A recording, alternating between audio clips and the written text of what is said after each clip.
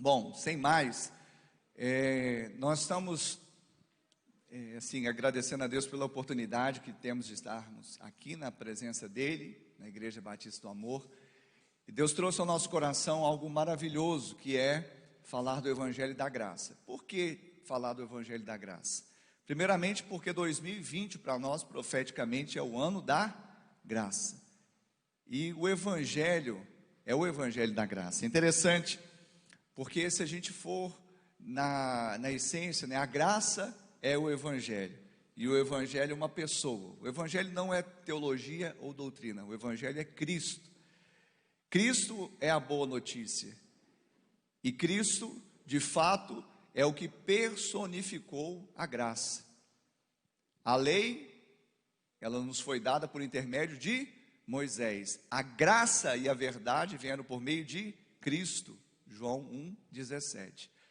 Então isso veio ao nosso coração para que nós pudéssemos fazer esse link daquilo que nós já temos vivido nesse ano, o ano da graça, com os evangelhos.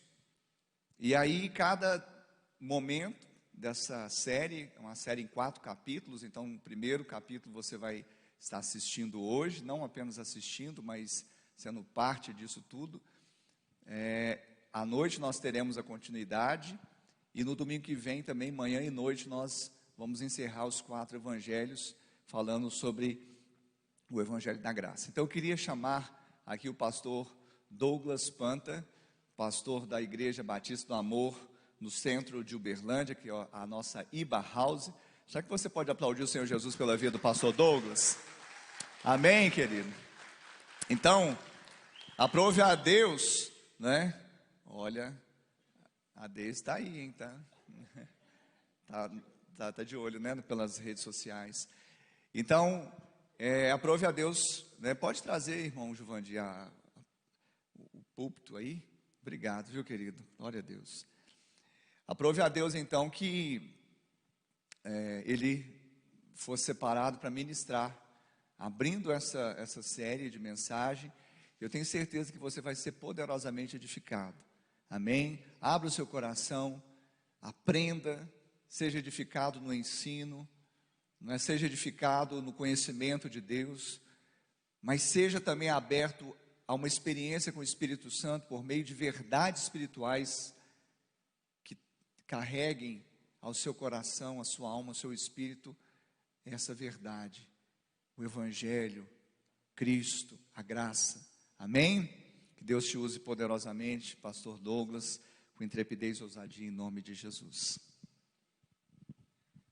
Queridos, bom dia. Paz e graça da parte de Deus. Amém? Muito feliz, muito honrado em poder fazer parte dessa série, em poder ter esse momento de repartir com a igreja um pouco mais do Evangelho de Jesus. Falar de Evangelho, como disse o pastor Ricardo, é falar de graça, é falar de vida, é falar de transformação, é falar de vida eterna. E nós amamos falar, e não somente falar, amamos colocar em prática o Evangelho que nós recebemos do nosso Senhor Jesus. E antes de tudo, por um instante, mais uma vez, eu queria te convidar, tanto aqui no culto presencial quanto no culto online, a você fechar os seus olhos por mais um instante e vamos apresentar esse momento de exposição da palavra diante do nosso Deus. Pai, nós te agradecemos porque reconhecemos que o Senhor é o autor da vida. Se estamos aqui, Pai, foi porque o Senhor permitiu e assim aprove. Te pedimos, Pai, que o Teu nome seja santificado nessa manhã de domingo, através de tudo aquilo que somos e fazemos, Pai. E que no final de tudo, somente o Teu nome seja exaltado, glorificado e conhecido, ó Pai. Porque não existe Deus maior, melhor, não existe Deus tão grande como o Senhor, o nosso Deus. Te pedimos que nessa hora o Teu Espírito Santo tenha liberdade para ministrar sobre os nossos corações, ó Pai. Sobre cada vida que está acompanhando, ó Deus, a exposição dessa palavra. Que o Teu Espírito possa levar vida, levar transformação, levar esperança nesse tempo de crise, ó Pai. Porque nós confiamos no Senhor, confiamos e reconhecemos a verdade da Tua palavra. Sabemos que nessa terra tudo pode passar, mas a Tua palavra permanece. E a partir do momento que nós nos apegamos a ela, nós também permaneceremos para o louvor e para a glória do teu santo nome. Que nessa manhã o Senhor, pelo teu Espírito, se revele a cada um de nós como Cristo, o Messias, o Rei glorioso, o leão da tribo de Judá. E é a ti que nós oramos e nos rendemos essa manhã, em nome de Jesus. Amém e amém. Portanto, nós estamos começando a nossa série Evangelho da Graça, e como o pastor bem disse, falar de graça é também falar do Evangelho, e nessa manhã especificamente nós vamos falar sobre o Evangelho de Mateus. Nós vamos apresentar aqui um breve panorama de todo o contexto histórico, cultural e principalmente teológico no que concerne a pessoa de Cristo enquanto ele se encarnou e esteve nessa terra. Só que antes, para falar de evangelho, nós precisamos entender o que é o evangelho. Palavra comum, palavra amplamente divulgada e compartilhada no meio cristão e talvez pouco compreendida. Evangelho vem da palavra grega euangelion, que literalmente significa boas novas ou boa notícia de salvação. Se o evangelho é boa nova, é boa notícia, qual é então essa boa notícia? Qual é essa boa notícia que o mundo precisa saber, precisa conhecer? A boa notícia é que Deus conquistou salvação para o ser humano caído. E tamanha conquista de salvação aconteceu através da vida, morte e ressurreição do nosso Senhor Jesus Cristo. Essa boa notícia nos diz que o próprio Deus, através de Cristo, graciosamente decidiu perdoar, justificar, santificar e glorificar o ser humano no seu plano perfeito de eternidade. Então, evangelho para nós é algo relevante, é algo de extrema importância. Não é à toa que Paulo, quando ele fala de evangelho, ele tem isso como prioridade máxima. No capítulo 20 de Atos dos Apóstolos, Paulo diz: porém, em nada considero a vida para mim mesmo preciosa, desde que eu complete a minha carreira e o ministério que recebi do Senhor Jesus para testemunhar o evangelho da graça de Deus. Quando Paulo escreve à igreja da Grécia, na sua primeira carta, ele diz: eu tudo faço por causa do evangelho, para me tornar também participante com ele. Paulo também escrevendo à igreja de Roma, o pastor citou aqui Romanos 1,16, e ele diz o seguinte: porque eu não me envergonho do evangelho, porque o evangelho é poder de Deus para a salvação de todo aquele que crê. E na sequência ele diz: porque a justiça de Deus, ela se revela onde? Ela se revela no evangelho, de glória em glória, como está escrito: o justo viverá por fé. Então o evangelho, ele é transformador? Sim. O evangelho, ele é relevante? Sim. O evangelho é uma boa notícia? Sim. Só que o evangelho não é apenas uma boa notícia sobre Jesus. O evangelho não é simplesmente uma informação a respeito da pessoa de Cristo. Não, o evangelho é Jesus. Cristo é o evangelho. Cristo é a boa notícia de Deus para nós. Então hoje nós apresentaremos um panorama sobre esse evangelho de Mateus, que na verdade eu acho inapropriado chamar de evangelho de Mateus. Acho mais adequado chamar de evangelho de Jesus segundo Mateus, porque o evangelho não é de Mateus, o evangelho é de Jesus. Então nós teremos um panorama do evangelho de Jesus segundo Mateus. E a gente sabe aqui claramente que no Novo Testamento nós temos ali 4 evangelhos, e cada um desses evangelhos foi escrito por uma pessoa específica, para um povo específico, apresentando um determinado aspecto peculiar da vida e do ministério de Jesus. Então nós sabemos, Mateus, ele escreve aos judeus, e o seu intento era provar aos judeus que Jesus era o Messias histórico, prometido, ele era o Cristo. Marcos escreve aos cristãos de Roma, para dizer que Jesus, ele é o servo vencedor. Lucas, o evangelista, escreve aos gregos, na perspectiva de trazer a humanidade de Jesus, de dizer que Jesus é o Filho do homem, é o homem perfeito. E João, ele escreve às pequenas comunidades da época, ele escreve à igreja, portanto, é um evangelho mais universal, que tem por finalidade provar que Jesus é Deus, que Jesus é o Verbo que estava no princípio. Quando se trata do evangelho de Jesus segundo Mateus, a gente percebe que a autoria, de acordo com a tradição cristã, seria o próprio Mateus, autor desse livro. Mateus, que também é chamado de Levi, que era judeu, era publicano, era cobrador de impostos. E esse Mateus, relator do Evangelho, veio também a se tornar apóstolo de Jesus Cristo.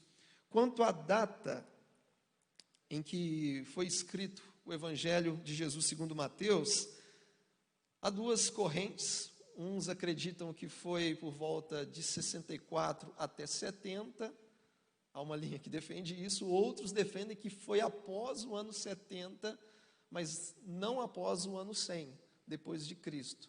E esse ano 70, ele é bem representativo, porque foi justamente o ano em que a profecia se cumpriu, aonde o general Tito, ele destruiu Jerusalém, ele destruiu o templo. Então, existe essas duas vertentes quanto à data, né? Provavelmente, o Evangelho segundo Mateus foi escrito em Antioquia, ali da Síria, e há fortes indícios que Mateus tenha utilizado o Evangelho de Marcos como fonte de consulta e de pesquisa, porque acredita-se que Marcos foi o primeiro evangelho a ser escrito. E é interessante que Mateus, dos evangelistas, ele é o único que utiliza a palavra igreja. A palavra igreja aparece 3 vezes no Evangelho de Marcos. Uma no capítulo 16 e 2 vezes no capítulo 18. Então, no Evangelho de Mateus. Então, nem Marcos, Lucas e João vão citar a palavra igreja. Quanto ao destinatário, Mateus, ele escreve o Evangelho, como eu já disse, aos judeus, para evidenciar que Jesus era o Messias esperado. E se você perceber bem, o Evangelho de Mateus, ele estabelece uma forte conexão entre Antigo Testamento e Novo Testamento, para enfatizar o cumprimento das profecias messiânicas. Por isso é que no Evangelho de Mateus, a gente tem aproximadamente 60 citações do Antigo Testamento. Ou seja, dos 4 evangelhos, Mateus é o que mais cita a Antiga Aliança, porque a sua finalidade era provar que o Messias histórico se tratava da pessoa de Jesus. Então, qual é o grande propósito do Evangelho de Jesus segundo Mateus? Qual é a grande finalidade? A grande finalidade e propósito desse Evangelho é revelar a pessoa de Jesus como o Messias, o Cristo, o Rei eterno, aquele que é o leão da tribo de Judá. E se a gente pudesse aqui tratar de um texto-chave no Evangelho de Mateus, seria Mateus 16, verso 16, onde Pedro recebe a revelação do Pai e diz: Tu és o Cristo, o Filho do Deus vivo. Então, a finalidade desse Evangelho é provar que Jesus é Rei, Ele é Cristo, Ele é Messias, Ele é ungido de Deus, Ele é o leão da tribo de Judá. E a gente vai perceber isso claramente ao longo dos capítulos desse Evangelho. O primeiro capítulo, ele já trata de genealogia. E a genealogia já mostra e prova que Cristo, que Jesus, Ele é o Messias prometido. E isso é muito importante, porque todo judeu na época, no tempo de Jesus, tinha consciência de que o Messias prometido teria suas raízes em Abraão, teria suas raízes em Davi. E no primeiro versículo do Evangelho de Jesus segundo Mateus já diz: livro da genealogia de Jesus Cristo, filho de Davi, filho de Abraão. Ou seja, o primeiro verso já não deixa dúvidas de que Jesus, Ele é o Messias prometido. Filho de Davi, filho de Abraão, e todo judeu sabia disso, certamente, na época, que o Messias teria suas raízes em Abraão. Por quê? Porque em Abraão, Deus prometeu que na descendência dele seriam abençoadas todas as famílias da terra, e teria também as suas raízes em Davi, porque o profeta Isaías, no capítulo 9, diz que o governo dele se estenderia, e haveria paz sem fim sobre o trono de Davi. Então, a própria genealogia de Jesus evidencia a sua messianidade. Então, no primeiro capítulo, de cara, Mateus já deixa bem claro: Jesus é o Messias, filho de Davi, filho de Abraão. Quando chega no capítulo 2, nós temos ali o cenário do rei Herodes tentando matar Jesus. Quando os magos do Oriente eles chegam a Jerusalém, eles começam a procurar o recém-nascido. E a frase que eles liberam naquela época é a frase, diz o seguinte: aonde está o recém-nascido rei dos judeus para que possamos adorá-lo? Eles chamam aquele recém-nascido Jesus de rei dos judeus. A questão é que quando Herodes escuta que os magos estavam chamando aquele bebê, aquele recém-nascido de rei dos judeus, Herodes ele sente que o seu reinado está sendo ameaçado. E por isso Herodes, completamente possesso, manda matar todas as crianças com menos de 2 anos de idade. Só que Herodes ele não conseguiu matar esse bebê que estava sendo chamado de rei. E por que Herodes não conseguiu matar esse bebê que estava sendo proclamado rei? Porque Jesus não é qualquer rei. Jesus, além de Messias, o apóstolo João diz que no seu manto e na sua coxa está escrito um nome: Rei dos Reis, Senhor dos Senhores.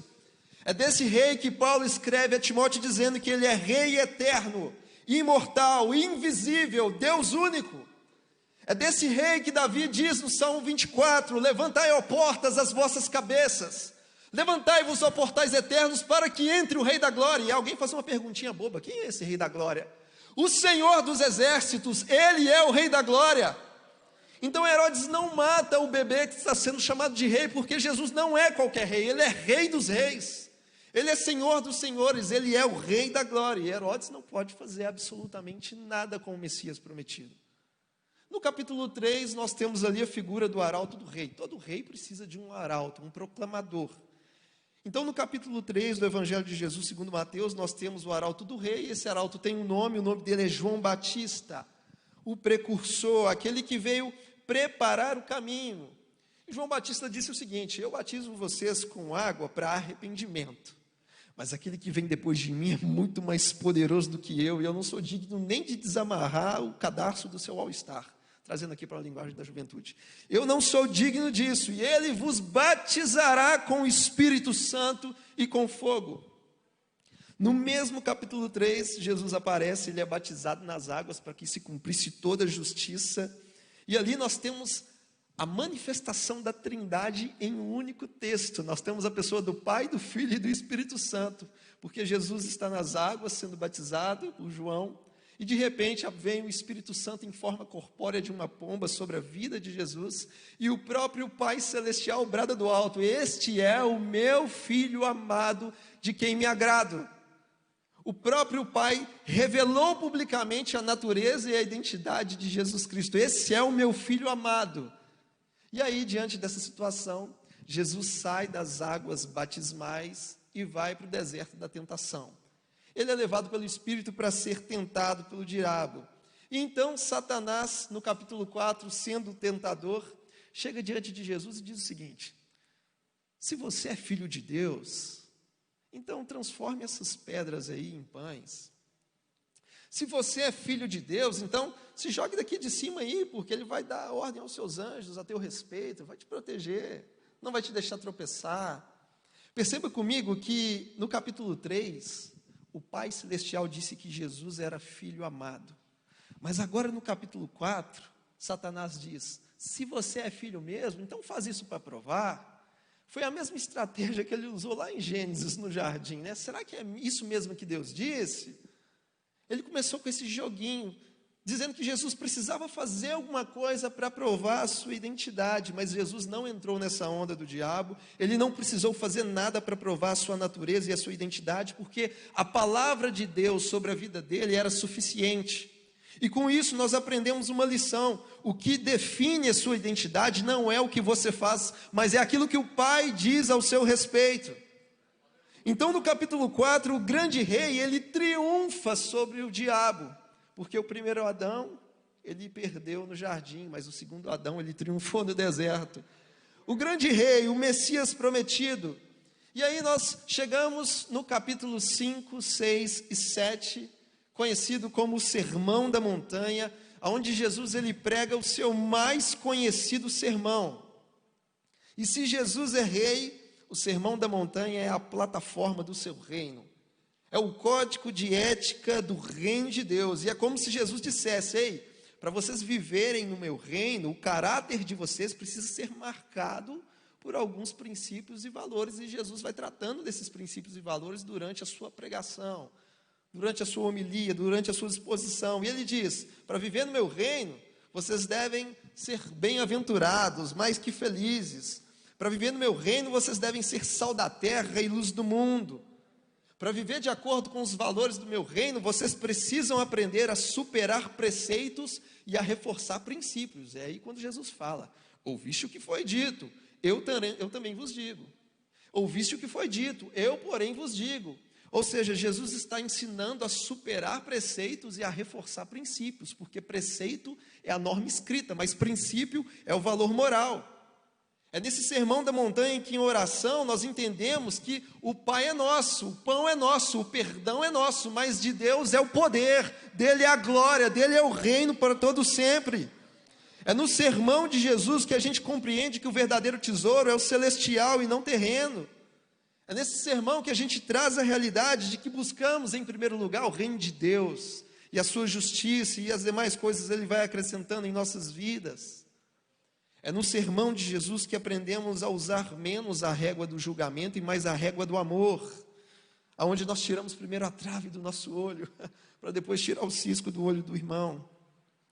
É no sermão de Jesus que nós aprendemos a andar pelo caminho estreito e passar pela porta apertada.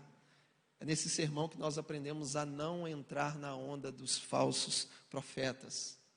Mateus 5, 6 e 7, o mais conhecido sermão de Jesus. E aí no final do sermão, quase na hora do apelo, Jesus finalizando o seu sermão ali, ele diz que se você viver todos esses princípios, esses valores, você vai ser comparado a um homem que constrói a sua casa sobre a rocha. E aí a chuva pode cair, o vento pode soprar, os rios podem transbordar, mas essa casa vai permanecer inabalável, porque ela está sobre a rocha. Ela está sobre um bom fundamento, e esse fundamento é Cristo. Chegando no capítulo 8 e 9, nós temos ali a manifestação dos sinais do reino de Deus. E ali Jesus realiza muitos milagres. E nós sabemos como igreja que o milagre ele não é um fim em si mesmo. Os milagres eles sinalizam que Jesus é o Messias. Os milagres apontam que Jesus é o grande rei. Então, em Mateus 8 e 9, Jesus ele cura um leproso, Jesus ele cura o servo do centurião, ele cura a sogra de Pedro, Jesus é bom mesmo. Jesus cura o paralítico de Cafarnaum, Jesus cura a mulher do fluxo de sangue, Jesus cura 2 cegos, não para por aí não. Jesus expulsa demônios na região de Gadara, e ele com apenas uma palavra de ordem, ele acalma a tempestade, e além do mais ele ressuscita a filha do chefe da sinagoga. Portanto, Jesus, ele revela que ele tinha autoridade sobre as enfermidades, que ele tem autoridade sobre os demônios, que ele tem autoridade sobre a natureza e as condições climáticas, e que ele tem autoridade e poder sobre a morte. Ou seja, não resta dúvidas de que Jesus é o Messias prometido. Então, o próprio Cristo, o próprio Jesus evidencia a sua messianidade ao realizar todos esses milagres e sinais. Chegando no capítulo 10, também é um capítulo chave, onde Jesus ele escolhe os primeiros mensageiros oficiais do seu reino. Qual o nome desses mensageiros? André, Bartolomeu, Pedro, Tiago, João, Mateus, Filipe, Tomé, Tadeu, Tiago, filho de Alfeu, Simão Zelote e Judas Iscariote. Jesus escolhe os seus 12 apóstolos, ele escolhe os seus discípulos, mas o interessante é que ele não escolheu gente nobre.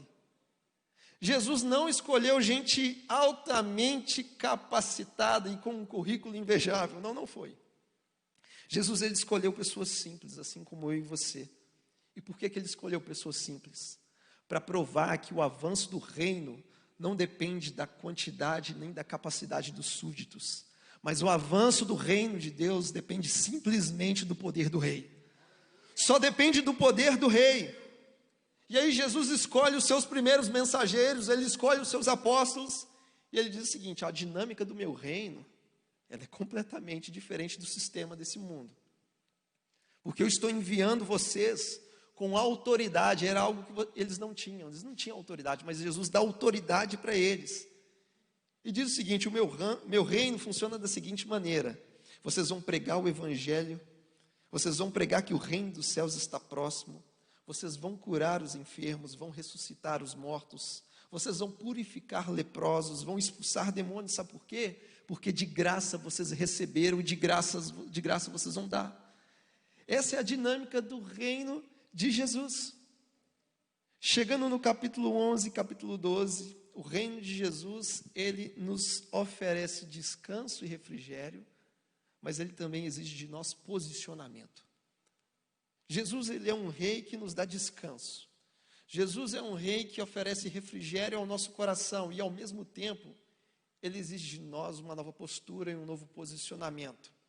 Quanto ao descanso que esse Rei da Glória nos oferece, no capítulo 11 ele diz: venham a mim vocês que estão cansados, venham a mim todos vocês que estão sobrecarregados, eu tenho descanso para vocês, eu tenho refrigério para o coração de vocês. Então Jesus é um rei que oferece descanso, alívio, refrigério para o coração, mas ao mesmo tempo ele exige posicionamento, porque no capítulo 12 ele diz: quem não é por mim, é contra mim, e quem comigo não ajunta, espalha. Ou seja, escolha de que lado você está. Eu tenho descanso, eu tenho refrigério, eu tenho renovo, mas também eu quero que você se posicione, porque quem não é por mim é contra mim, e quem comigo não ajunta, espalha. Então o reino de Deus, ele oferece descanso, mas também exige de cada um de nós um posicionamento. No capítulo 13, que é o capítulo das parábolas, para você ter ideia dos evangelhos sinóticos, evangelho sinótico é Mateus, Marcos e Lucas. Os evangelhos sinóticos, eles trazem parábolas. O evangelho de João não tem parábola. Nós temos 41 parábolas nos evangelhos sinóticos. E dessas 41, 25 estão no evangelho de Mateus. Então, no capítulo 13, nós temos ali algumas parábolas que servem para ilustrar, explicar e ensinar sobre o reino do rei. Então nós temos ali a parábola do semeador, que fala da palavra do reino, que é como uma semente que cai no coração humano. Nós temos a parábola do joio e do trigo, para diferenciar os que são filhos do reino e os que são filhos do maligno. Temos a parábola do grão de mostarda e a parábola do fermento, que falam de um potencial crescimento do reino de Deus. Temos a parábola do tesouro escondido e a parábola da pérola, que diz que o reino possui um valor incomparável. E também temos a parábola da rede que puxa peixes bons e peixes ruins, simbolizando a consumação dos séculos, aonde justos e maus serão separados definitivamente de uma vez por todas. Então, as parábolas de Jesus, no capítulo 13, elas servem para ilustrar, explicar e ensinar sobre o seu reino. Chegando no capítulo 14 e 15, Jesus mostra nesse contexto de que ele não é um rei distante. Jesus não é um déspota, ele não é um tirano. O reino dele não é opressor. O reino dele não é um reino impessoal. E nesses 2 capítulos ele mostra que ele não é um rei distante. Jesus é um rei que se importa. Jesus é um rei que se aproxima do ser humano. Jesus é um rei que compadece das necessidades das pessoas. Nos capítulos 14 e 15, por 2 vezes, Jesus ele multiplica pães e peixes para alimentar a multidão faminta. No capítulo 14 e 15, Jesus permite que as pessoas elas viessem lhe tocar para que fossem curadas. Ou seja, um Deus relacional, um rei de proximidade. Nesse contexto, ele também cura e liberta a filha de uma mulher cananeia. E quando chega à beira do mar da Galileia, Jesus ele atende coxos, aleijados, cegos, mudos, e a Bíblia diz que ele cura a todos eles. Então Jesus é um rei que não é um rei distante, ele é um Deus relacional que se importa com cada um do ser humano. Ele se importa com todos, sem distinção, sem diferença. É um Deus relacional. Quando chega no capítulo 16, é um capítulo também chave para o Evangelho de Jesus segundo Mateus, aonde Jesus é revelado publicamente como o Messias. É revelado como Cristo de Deus. Jesus pega os seus discípulos, os seus mensageiros, e leva ele para o extremo norte ali da Palestina. Leva eles para Cesareia de Filipe. E ali Jesus resolve fazer uma enquete com os seus apóstolos. E nessa enquete Jesus pergunta: quem que o povo aí está falando a meu respeito? Quem que eles dizem que eu sou? Aí os discípulos começam a ir com aquelas conjecturas, né? Uns estão falando que o Senhor é João Batista. Não, mas tem gente que está falando que o Senhor é Elias, o prometido que viria. Agora tem gente que está falando que o Senhor é Jeremias, ou então algum outro dos profetas. Aí Jesus faz uma nova enquete. Tudo bem, isso aí é o que o povo está dizendo. Mas e vocês? Vocês que são próximos a mim, que convivem comigo, que são discipulados pela minha pessoa, vocês que me conhecem de perto, quem que vocês dizem que eu sou? E aí Pedro recebe a revelação do Pai e diz: tu és o Cristo, o Filho do Deus vivo. E nisso está a revelação do Messias. Porque Cristo é uma palavra grega que equivale à palavra hebraica Messias. Messias hebraico, Cristo grego, e ambas o significado significa ungido. Então Pedro diz: tu és o Messias prometido, tu és o Cristo, tu és o ungido, o Filho do Deus vivo. Então a revelação de Jesus, ela é ampliada aos seus seguidores, aos seus discípulos, aos seus apóstolos. Então agora que Jesus se revela publicamente como Cristo, como Messias, ele começa também a revelar para o que ele veio a essa terra. E ele começa a falar de morte de cruz. É por isso que no final de Mateus 16 ele diz: se alguém quer vir após mim, a si mesmo se negue, tome a sua cruz e me siga, porque o propósito e a missão de Jesus nessa terra foi a cruz. Chegando no capítulo 17, nós temos ali um monte da transfiguração. Jesus, ele chama Pedro, Tiago e João, em particular, leva eles no alto de um monte, e aí de repente, nesse lugar, no alto do monte, Jesus, ele fica transfigurado diante dos seus 3 discípulos. A Bíblia diz que o rosto de Jesus brilhava como um sol, e as suas roupas resplandeciam como a luz. E como se não bastasse, além disso tudo, dessa transfiguração, a Bíblia diz que aparecem ao lado de Jesus Moisés representando a lei, e Elias representando os profetas. Mas não para por aí. Assim como foi no batismo, o Pai Celestial rasga os céus e brada lá do alto dizendo: esse é o meu Filho amado, como se o próprio Pai apontasse para Jesus: esse é o meu Filho amado, de quem me agrado, a Ele vocês devem ouvir. Ou seja, agora que o Messias chegou, o padrão não é mais Moisés representando a lei. Agora que o Messias chegou, o padrão não é mais Elias representando os profetas. Agora que o Messias chegou, o padrão é Ele, o Cristo, o meu Filho amado, de quem me agrado. A Ele vocês devem imitar, a Ele vocês devem ouvir, porque Ele é o padrão para toda a humanidade. Ele é o padrão de retidão, de justiça, de amor, de caráter. E a Ele vocês devem copiar, a Ele vocês devem imitar. Como disse o pastor, a graça veio através dele, então Ele é o padrão agora. Ele deve ser copiado. Chegando no capítulo 18, 19 e 20, Jesus, ele apresenta algumas doutrinas do seu reino, já que ele é o rei. E nessas doutrinas ele vai dizer que para você ser grande no reino, você precisa aprender a ter coração humilde e dependente como de uma criança. Jesus vai dizer que para conviver no reino dele, o perdão tem que ser uma prática constante. É aí que ele vai falar dos 70 vezes 7.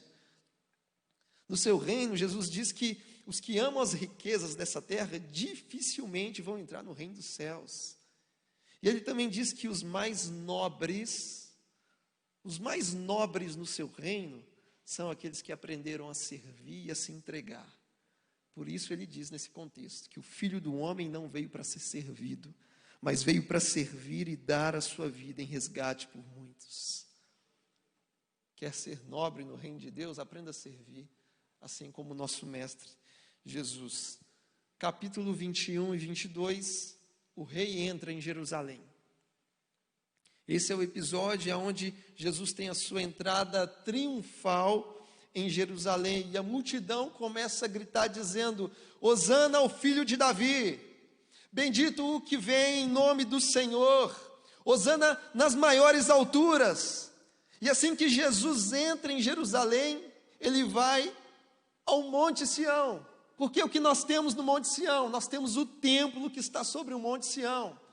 E o que tem no templo, ali no Monte Sião? Existe um monte de bandido, existe ali um covil de salteadores, e Jesus chega naquele ambiente para colocar ordem, e ele diz: a casa de meu pai será chamada casa de oração, mas vocês estão transformando ela num covil de salteadores.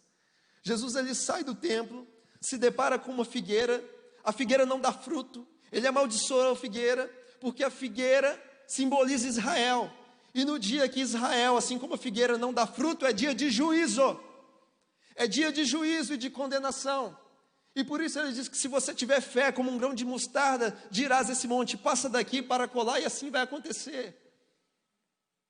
E isso já aconteceu, porque a nossa referência hoje não é o Monte Sião, a nossa referência hoje não é o templo, mas hoje nós somos o templo.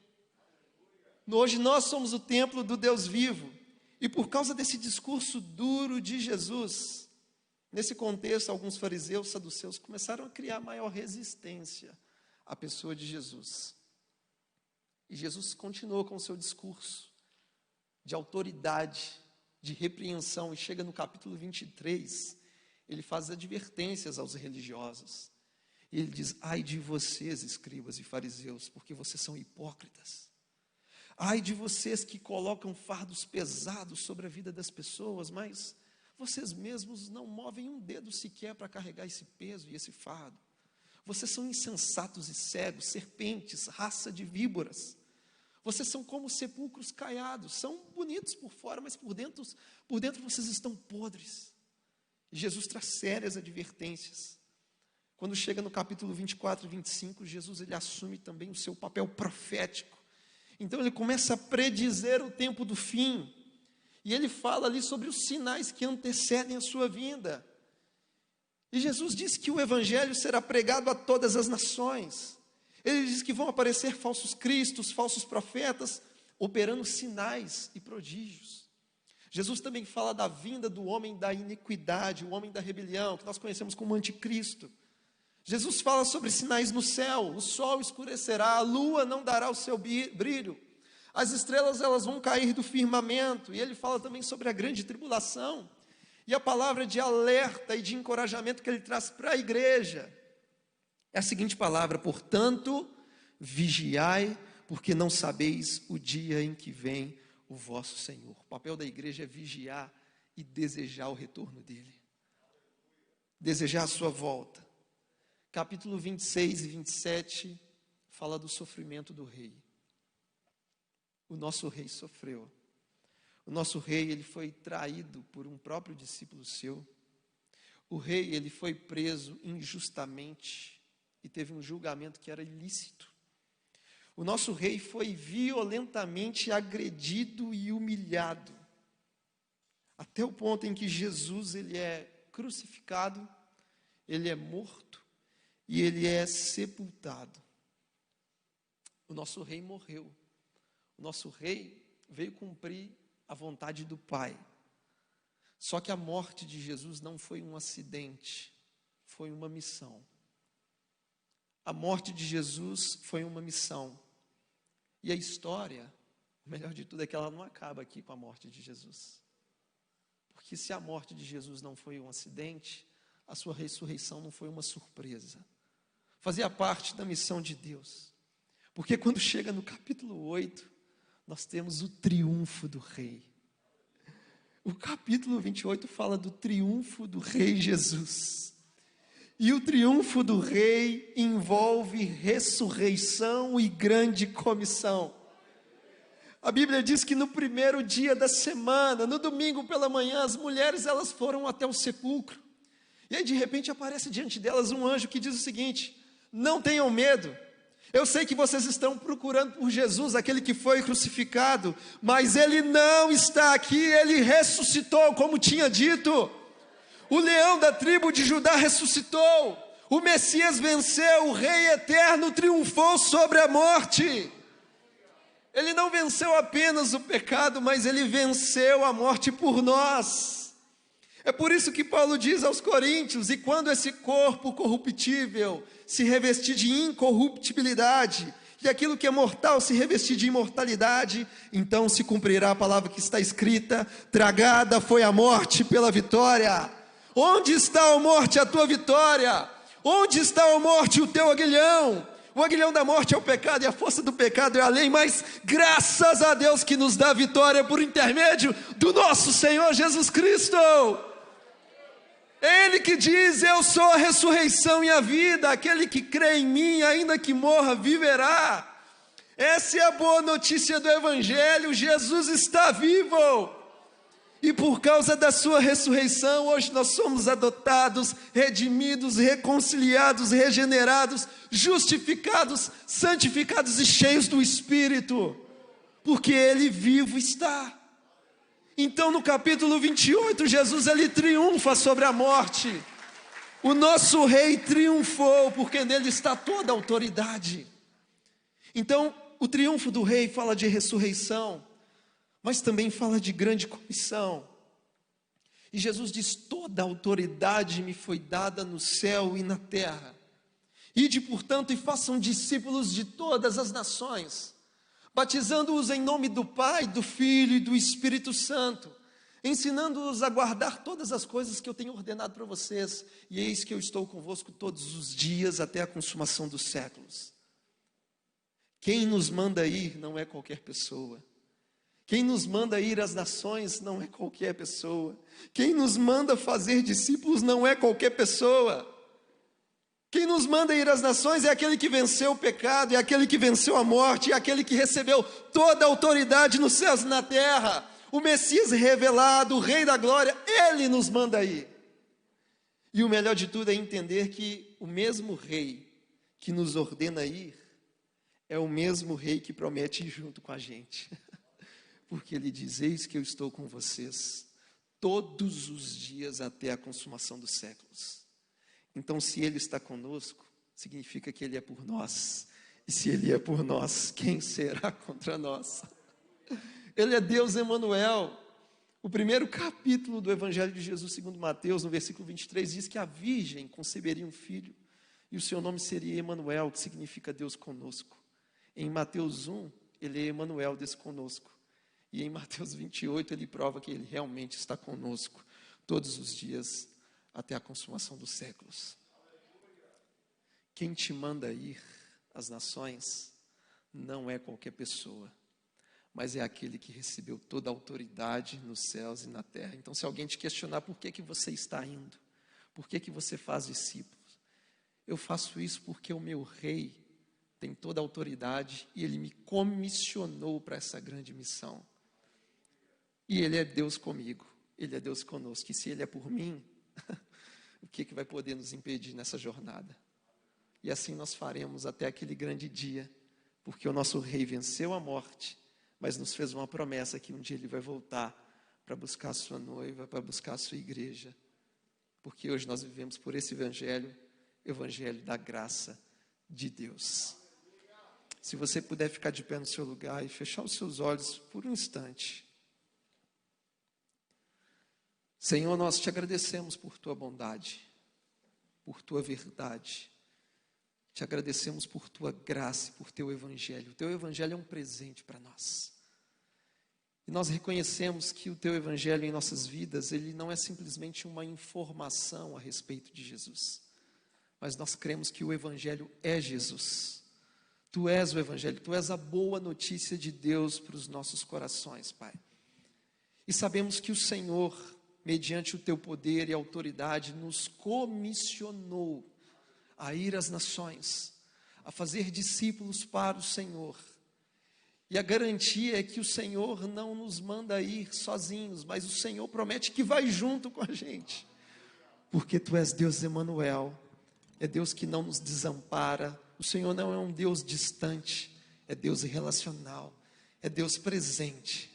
E nisso está a nossa segurança, nisso está a nossa confiança. E assumimos diante de Ti um compromisso de proclamar essa mensagem até a Tua volta. Porque assim como disse Paulo, nós não nos envergonhamos do Teu Evangelho, nós não nos envergonhamos da Tua verdade, nós não nos envergonhamos do Cristo que padeceu na cruz e ressuscitou. Nós não nos envergonhamos, Pai, porque nisso está a nossa esperança, nisso está a nossa razão de viver, nisso está a nossa vida, Pai. Que o Teu reino eterno seja uma realidade dentro de nós, que a plataforma do Seu reino seja a qual venhamos caminhar e trilhar a jornada da vida, Pai, e que todos os dias o Teu querer e a Tua vontade, que é boa, perfeita e agradável, possam prevalecer sobre nossas vidas e nossos corações, em nome de Jesus. Amém e amém, Jesus. Aleluia. Você pode cantar isso? Jesus, Jesus, não temerei. Jesus, Jesus, as trevas estremecem. Jesus, Jesus, não temerei. Teu nome é luz e as trevas fugirão. Não há outro nome igual. Com Teu poder pra sempre reinará.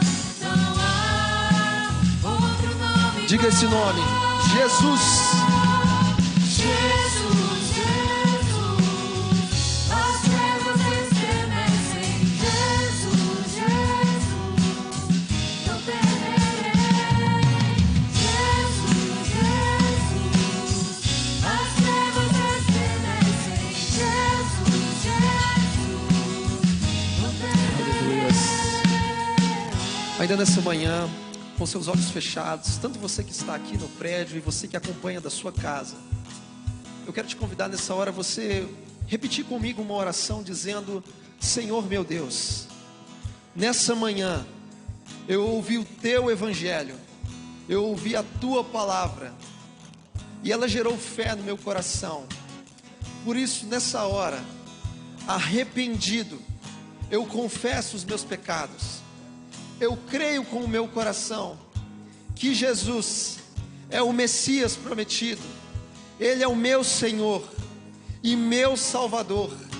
Escreve, ó Deus, o meu nome no livro da vida, porque nessa manhã eu faço uma aliança contigo.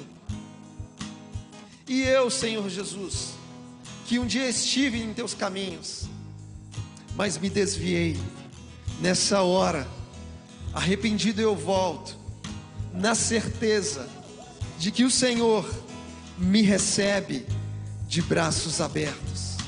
Coloque um anel no meu dedo, uma sandália em meus pés, me dê vestes novas, porque o filho que estava perdido, hoje volta para os braços do Pai. Amém. Se você que está aqui no prédio, ou você que está aí da sua casa, repetiu comigo essa oração com sinceridade, com verdade, eu gostaria que você levantasse a sua mão bem alta nessa manhã, em nome de Jesus.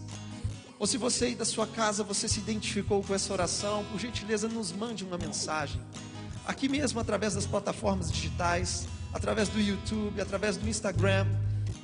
Vai aparecer um número aqui na sua tela, você pode nos mandar mensagem, porque nós queremos orar com você, orar por você, nós queremos te dar um lindo presente, porque o nosso jeito de ser igreja não é caminhando no isolamento, mas é caminhando na verdadeira comunhão com a qual nós aprendemos no Evangelho de Jesus. Que Deus possa abençoar a sua vida, abençoar a sua família, a sua casa, em nome de Jesus, para a glória de Deus.